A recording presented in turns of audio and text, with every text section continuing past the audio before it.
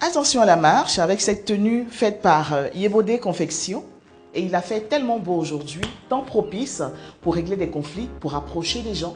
Et à cet effet, nous sommes à la 7e tranche pour rencontrer Madame Kadikone, qui est sage-femme de profession et qui a une confidence à nous faire. Suivez-moi. Alors, nous avons, je crois, une dizaine de marches. On va y arriver. Attention. Et voilà, voilà.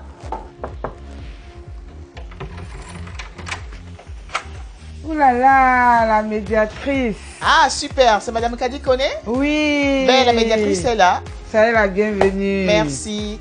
Ben voilà, entrez, hein, entrez. Suivez-moi, installez-vous.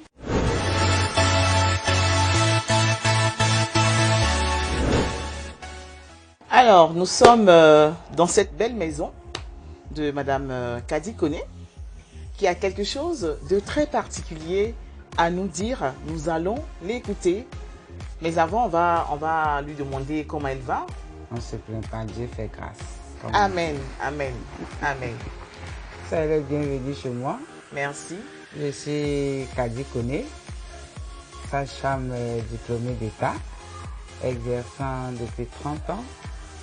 Je suis mère de 5 filles et de 4 petits-enfants. Ma dernière a 21 ans. Elle fait son master.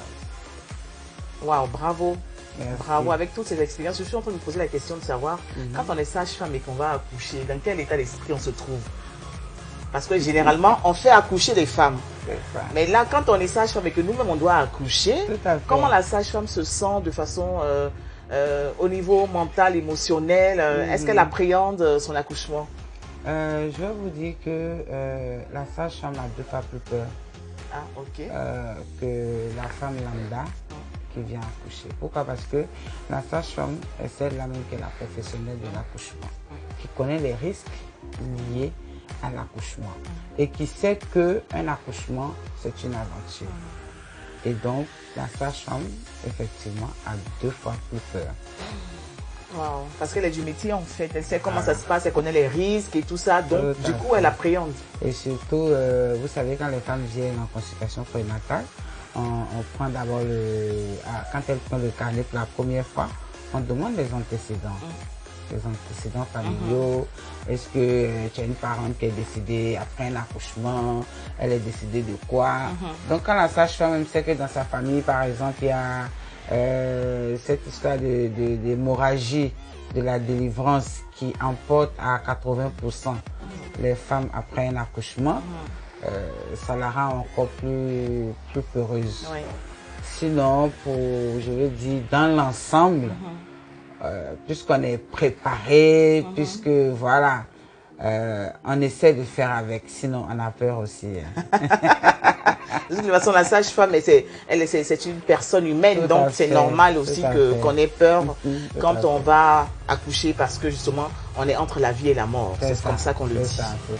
Alors, revenons-en au sujet. Ce pourquoi nous avons été appelés par Madame Kadikone. Nous allons l'écouter à présent. Depuis 2013-2014,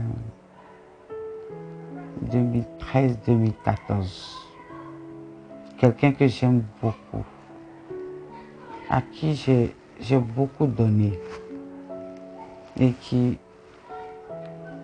pour des raisons d'incompréhension, pour des raisons de on dit, m'a rejeté.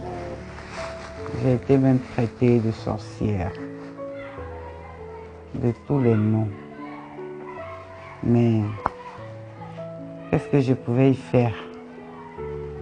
C'est une amitié. Quand ton amie te dit qu'elle ne veut plus de toi,